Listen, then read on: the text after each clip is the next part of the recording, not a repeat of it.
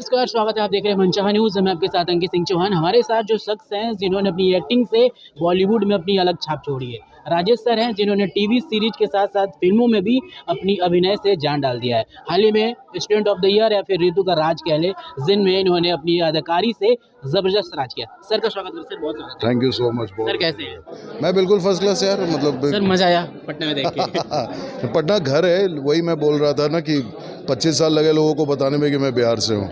मतलब चाहे मुंबई हो चाहे बिहार हो। सर कितना अच्छा लगता है, एक बिहार से कलाकार निकला, बॉलीवुड में छाप बना। इतनी सारी सीरीज़ अगर देख लें तो सारी हिट सीरीज़ रही।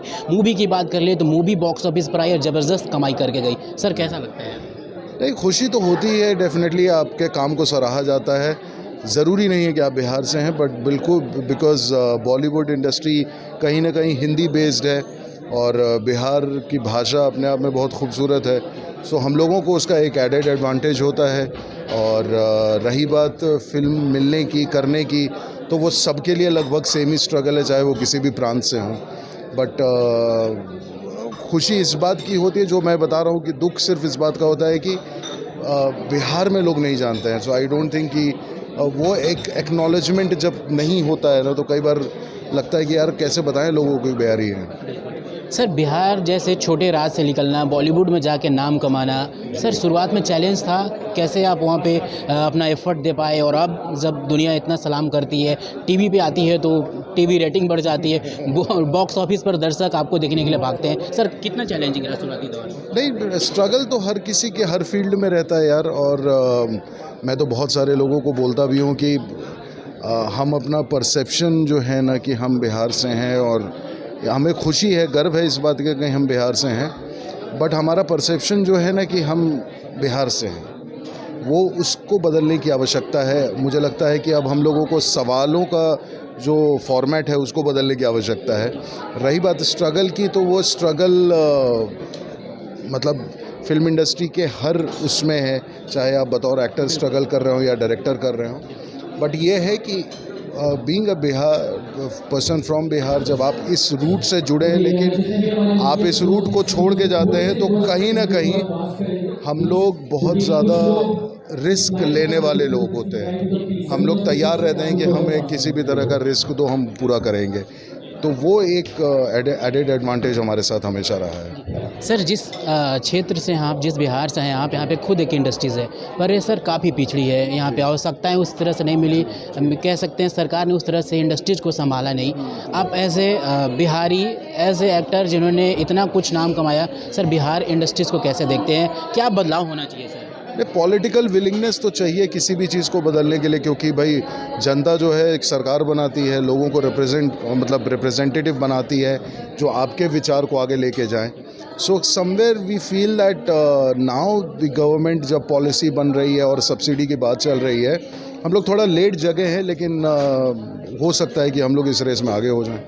सर अगर कभी आपको भोजपुरी फिल्मों में कुछ किरदार मिले, कुछ अच्छी कहानी मिले, तो सर कोशिश करेंगे कि बिल्कुल इसमें मैं कोई भाषा, कोई रिस्ट्रिक्शन ही नहीं है हमारे एक्टिंग को लेकर के। और भोजपुरी तो और ही कन्वीनियंट है, जिसमें मतलब मैं तो वहाँ पे बोलता भी हूँ लोगों को कि मेरे अंदर का बिहारी अभी तक लोगों ने एक्सप्लोर ही नहीं किया है। So definitely given an opportunity I will work.